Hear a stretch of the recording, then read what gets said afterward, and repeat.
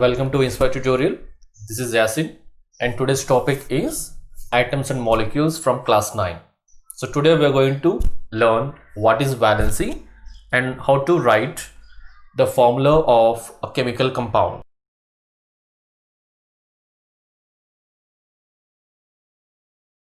So let us see what is valency. So valency is nothing but, we can define this valency as it is the combining capacity of an element. It is a combining capacity of an element. So that is called valency. And the valency can be a positive valency or a negative valency. In case of metallic elements like sodium, magnesium, aluminium, they show a positive valency. That is, sodium shows a valency 1 plus, magnesium shows a valency 2 plus, and aluminium shows a valency 3 plus. And in case of non-metals, they will show a negative valency. For example, if you take oxygen, it is O2 minus, chlorine will show a valency 1 minus, and nitrogen will show a valency 3 minus. And a group of atoms also can show a valency, and those are called polyatomic ions. Example, NH4 1 plus. So in this we have a group of atoms, 1 atom of nitrogen and 4 atoms of hydrogen, and this group is showing a valency 1 plus and OH1 minus. Okay, so this is called hydroxyl ion. So in this, it is a group of 1 atom of oxygen and 1 atom of hydrogen, which shows a valency 1 minus. And similarly, if you take this carbonate ion, CO3 2 minus, so here it is 1 carbon and 3 atoms, it forms a group and shows a valency 2 minus, and this is called ammonium ion. So ammonium ion is a group of 1 nitrogen and 4 hydrogens. It also shows a valency 1 plus. The atom or a group of atoms which is showing a valency or which is carrying a charge, it can be a positive or a negative charge, that is called ion. So ion means it is nothing but it can be an atom or group of atoms which is carrying a charge, and the charge can be either positive or negative charge. And if the atom is showing or the ion is showing a positive charge, then those ions are called cations. Okay, the ions which are showing a positive charge or positively charged ions are called cations, and negatively charged ions are called anions. Okay, so here these are the cations and these are the anions. And ammonium ion is also a cation, whereas these are anions. Okay, so this is about valency, and let's see how to write a chemical formula of a substance. Okay, let us take an example, a compound like sodium chloride. Sodium chloride. So this is the name of a compound, and you are going to write the formula for this compound. And when you write the formula of a compound, so you need to see what are the ions present in that compound. So here you can see sodium chloride. So here we have sodium ion and chloride ion. So you are going to write the symbol of those ions along with their valencies.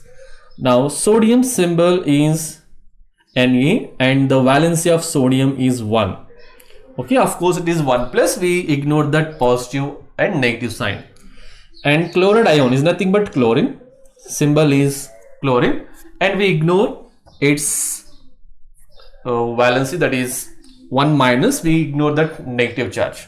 Okay, so now here we have 1 and here also 1.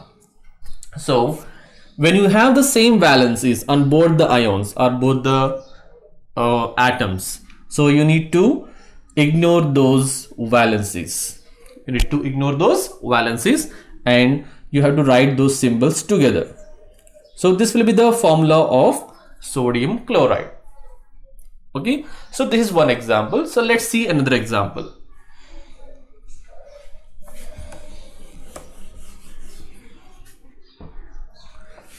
Example 2,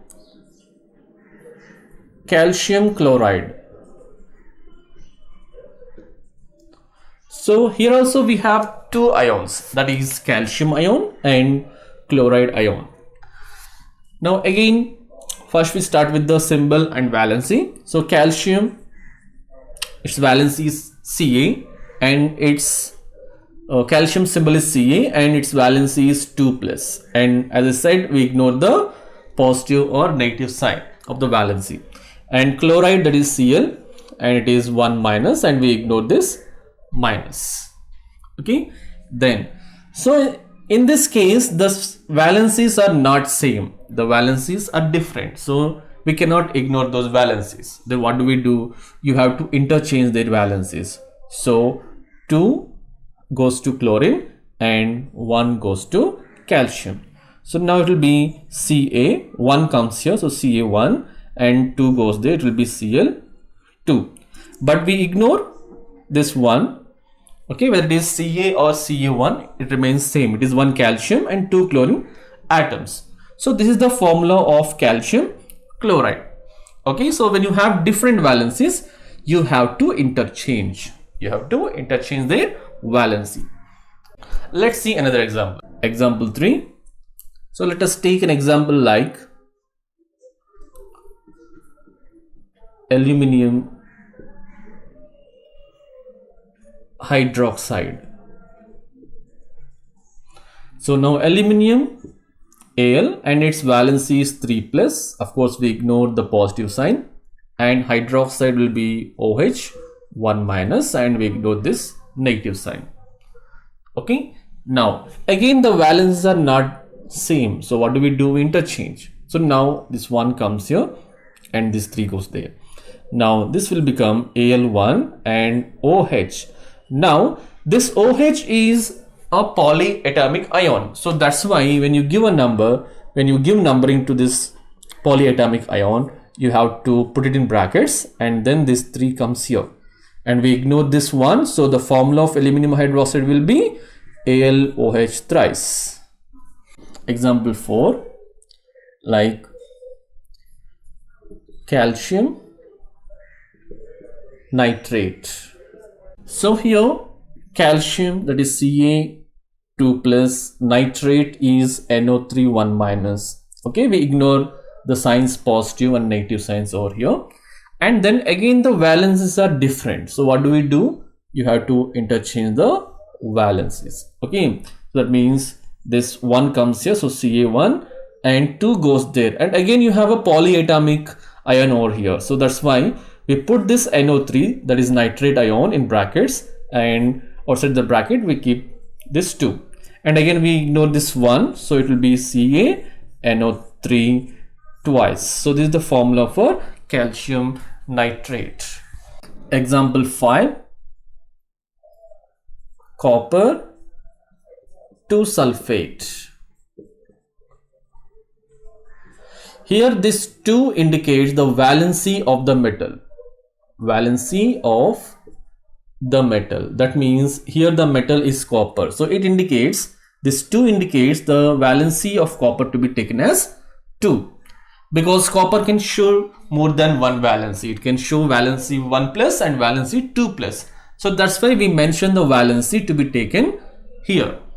Right? So now the symbol of copper, that is Cu, and valency to be taken is 2. That means we ignore plus. Okay, and sulfate SO4 2-, and we ignore that negative charge, and this is SO2. And again we have the same valencies 2 and 2. Then we ignore that valency since the valencies are same. So now it will be CuSO4. This will be the formula for copper 2 sulfate.